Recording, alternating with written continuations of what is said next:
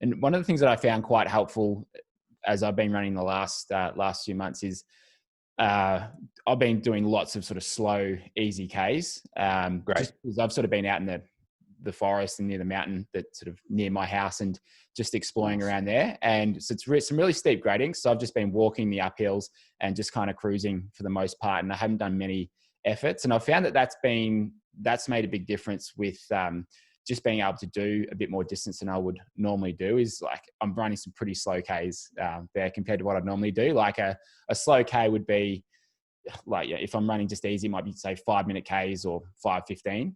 But some of these have been much slower, and I've been able to keep pretty good distance throughout since then.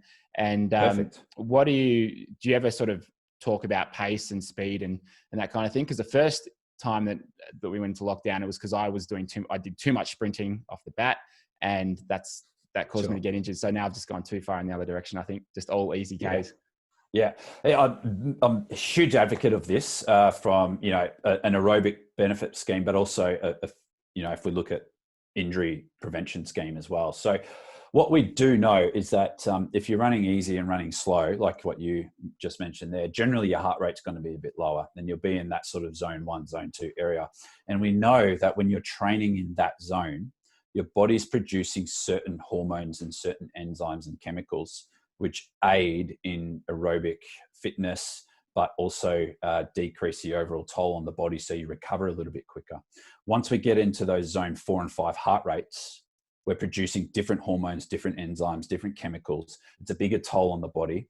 It takes longer to recover, and it's much more demanding on the system as a whole. And so if we're constantly in that zone 4 and 5 heart rate, our body's going to fatigue much more easily, and it's going to more likely develop an injury as a result of that. Whereas most of our training is done in that zone 1, zone 2 area, with that top up in that zone 4 and 5 area, then that's the best way to, first of all, get fitter, but second of all, prevent injuries from occurring, because those hormones and enzymes and chemicals that are being produced in those lower zones, I'm talking, the physiological reactions, but also a cellular reaction in the muscles and the tendons and the bones.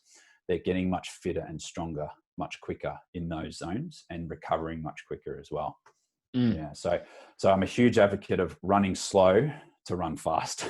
Yeah. It really makes a big difference. And I speak a lot with my athletes, my patients who come in, who, I'll often look at their training program, and I'll never write a training program for them, because generally they'll have a coach, but I'll, have a word to their coach and make slight adjustments and tweaks and recommendations based around that sort of theory, because it's so important. It makes a massive difference.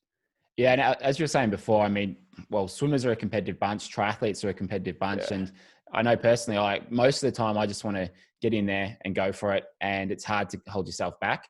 Definitely. As a male, a young male as well, that can also be a thing. I'm guilty of that myself. Yeah. But swimmers, especially if they're a good swimmer, they're used to being in that fast lane, and they're leading out that hundreds, and they're smashing out those sets, and they swim faster than most others, and they swim better than most others, and swim more often than most others. So when they start running, they're right at the bottom, when they're used to being at that top end of their sport. Now all of a sudden, in a sport that's relatively similar, they're so far down, they try to work extra hard to get to that level that they're used to being. So dealing with swimmers can be tricky because of that.